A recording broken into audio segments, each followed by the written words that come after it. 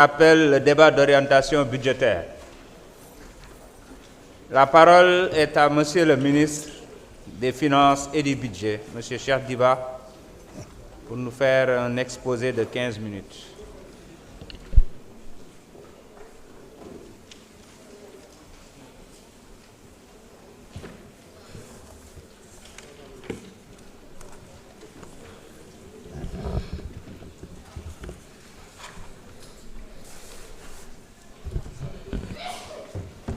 Monsieur le Président de l'Assemblée nationale, honorables députés, Monsieur le ministre du Travail, de l'Emploi et des Relations avec les institutions, Mesdames et Messieurs, je rends grâce à Dieu le Tout-Puissant qui m'a permis d'être encore devant cette auguste Assemblée pour honorer en tant que ministre des Finances et du Budget un rendez-vous à la fois historique et légal.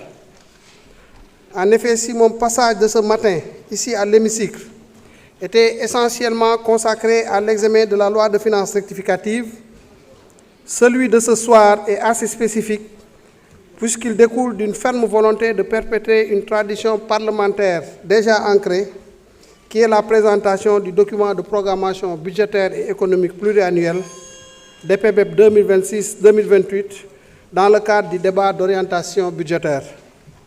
Moment d'échange et de dialogue entre l'exécutif et le législatif sur les orientations budgétaires et économiques, le débat d'orientation budgétaire, élément substantiel du cycle de gestion des finances publiques, se tient conformément au Code de transparence et à la loi organique 2020-07 du 26 février 2020, abrogeant et remplaçant la loi organique numéro 2011-15 du 8 juillet 2011 relative aux lois de finances, modifiée par la loi organique numéro 2016-34 du 23 décembre 2016, au plus tard le 30 juin de chaque année. À cet effet, le DOB traduit une démarche de transparence et de participation dans la conduite des politiques publiques, car par le biais du ministre des Finances et du Budget, il permet au gouvernement de consulter les représentants du peuple sur les choix de politique économique et financière retenu sur une période de 3 ans. Le débat d'orientation budgétaire de cette année 2025 a la particularité d'être la première édition tenue sous l'ère du Djub Djubal Djubanti. Sur la durée, le présent DOB est la 11e séance depuis 2014, sous l'emprise de la deuxième génération des directives de l'UEMOA. Monsieur le Président de l'Assemblée nationale, honorables députés, unique support du débat d'orientation budgétaire, le document de programmation budgétaire et économique pluriannuel préparé à cet effet trouve son fondement dans les dispositions des articles 51 de la LOLF et 7 du décret numéro 2019-120 du 16 janvier 2019 relatif à la préparation du budget de l'État. Aussi obéit-elle à une programmation triennale glissante, ajustée annuellement et servant de base à la préparation de la loi de finances de l'année à venir.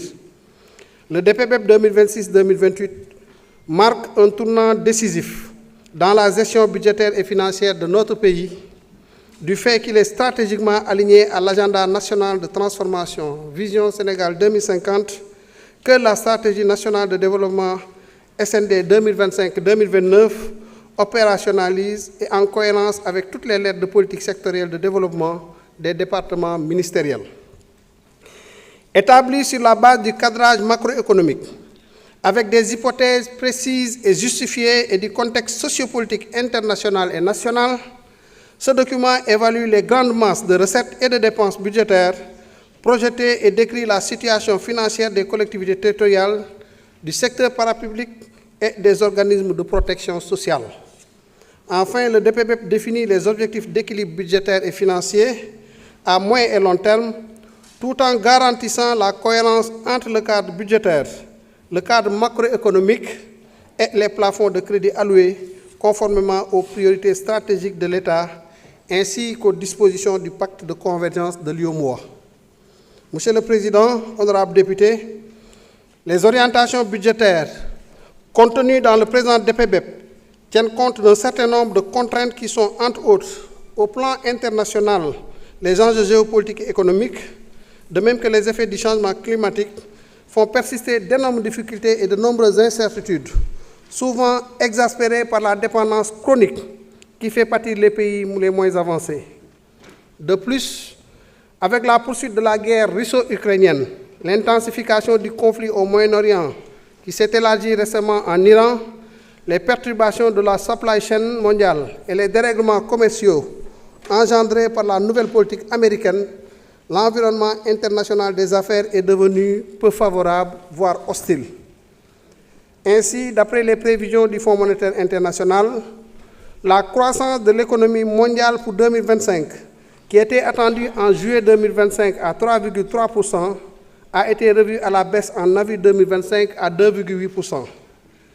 L'Afrique subsaharienne semble échapper à cette tendance baissière, mais reste encore vulnérable aux chocs liés aux conséquences du changement climatique et à la dette.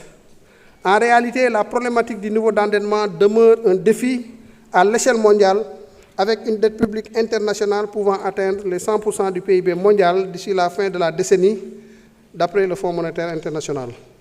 Au plan interne, le taux de croissance économique est attendu en hausse de 8% en 2025. Au plan interne, le taux de croissance économique attendu à la hausse de 8% en 2025 contre 6,1% en 2024. Cette évolution est soutenue par la progression des secteurs secondaires en liaison avec l'extraction des hydrocarbures. Sur un autre registre, la prise en compte de la nouvelle situation de référence issue du rapport de l'audit des finances publiques sur la période 2019 à fin mars 2024 est un fait marquant pour la nouvelle trajectoire des finances publiques sénégalaises. Au demeurant, cet exercice de transparence et de vérité vis-à-vis des citoyens et des partenaires externes démontre à suffisance la volonté du président de la République, son Excellence M. Bassirou Diomaye Diakhar Faye, à gouverner le Sénégal selon le triptyque Djoubal Djoubanti, valeur cardinale pour un Sénégal juste, prospère et souverain. Ainsi, l'assainissement en cours de la gestion financière publique et l'éthique qui est attendue des agents publics sont strictement nécessaires pour une administration performante au service des citoyens. Le DPBEP 2026-2028 a également été conçu dans un contexte de tenue d'un dialogue national inclusif et de signature d'un pacte de stabilité sociale entre l'État et les partenaires sociaux. L'innovation majeure de cette année est l'adoption d'une approche de construction consistant à impliquer les organisations de la société civile en amont de l'élaboration du document, ce qui constitue une première au Sénégal et permet de renforcer la transparence et la redevabilité, mais surtout l'effectivité de la participation citoyenne au processus budgétaire. En effet, les orientations sectorielles du présent DPBEP ont été réalisées en étroite collaboration avec la Coalition pour la transparence budgétaire, qui regroupe l'ensemble des organisations de la société civile intéressées par les questions de finances publiques, notamment la Coalition nationale pour le suivi budgétaire et le réseau citoyen pour la transparence budgétaire. Monsieur le Président, honorables députés, vous conviendrez sans doute avec moi que ce DPBEP, caractérisé par un environnement socio-économique particulier, est un marqueur d'espoir avec les jalons déjà posés par le gouvernement sous la conduite de M. le Premier ministre Ousmane Sonko, et ceci malgré une situation difficile ayant nécessité des ajustements à court terme à travers la loi de finances rectificative de l'année 2025. Les recettes et dépenses du DPBEP 2026-2028 sont projetées respectivement à 16 638,7 milliards et 19 364,4 milliards de francs CFA. S'agissant des recettes fiscales, un montant de 14 460,2 milliards est attendu sur la période triennale, 937,2 milliards de francs CFA pour les recettes non fiscales et 117,8 milliards de francs CFA pour les dons budgétaires et 269,3 milliards pour les dons en capital. Ainsi, des attentes légitimes sont portées sur les retombées de l'exploitation du pétrole et du gaz, dont l'entame est déjà prometteuse. En effet, selon le Comité d'évaluation et de prévision des recettes d'hydrocarbures, un montant global de 227,22 milliards est attendu sur la période 2026-2028 en termes de recettes directes issues de l'exploitation des hydrocarbures. Quant aux dépenses du budget général, elles sont évaluées sur la période 2020-2026 2026-2028 à 18 546,2 milliards et comprennent les intérêts de la dette pour 3 982,2 milliards, les dépenses de personnel pour 4 813,1 milliards, les acquisitions de biens et services et transferts courants pour 5 174 milliards, les investissements sur ressources internes pour 1 046,8 milliards, les investissements sur ressources externes pour 3 530,1 milliards.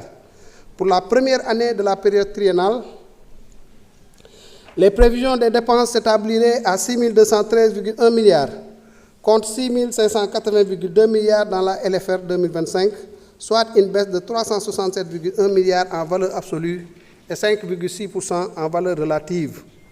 Ce financement permettra au Sénégal de développer une résilience financière acceptable et réaliste face à la situation économique internationale incertaine et asseoir également les supports de mise en œuvre de l'agenda national de transformation Sénégal 2050. À travers ce DPBEP 2026-2028, toutes les stratégies sectorielles déjà mises en adéquation avec les nouvelles priorités seront matérialisées dans le quotidien des Sénégalais. Ainsi, durant la période 2026-2028, la situation macroéconomique devrait être marquée par une dynamique de croissance avec une économie à forte résilience et un développement endogène tiré par les ressources et potentialités des terroirs à travers le développement de moteurs de croissance. Relativement à la mise en œuvre des quatre axes stratégiques de l'agenda national de transformation, le préalable sera de relever les défis relatifs à la construction d'un modèle économique endogène à partir des pôles territoriaux. Deuxièmement, au développement d'un capital humain de qualité et d'une équité sociale. Troisièmement, au renforcement de la stabilité nationale dans le cadre de l'intégration régionale. Quatrièmement, à la promotion de la bonne gouvernance dans l'action publique. Cinquièmement, à la promotion des sciences et de l'innovation technologique, ainsi qu'au développement d'un financement adéquat de l'économie en un sixième point. Du point de vue de l'assainissement des finances publiques, il sera question d'une discipline plus accrue dans l'exécution des dépenses, d'un renforcement du recouvrement des recettes et d'une amélioration significative de l'efficience de l'investissement public. Aussi, la rationalisation des dépenses courantes se poursuivra-t-elle par l'optimisation de la commande publique, un meilleur ciblage des subventions et la rationalisation des structures du secteur parapublic, donc les agences et autres structures similaires.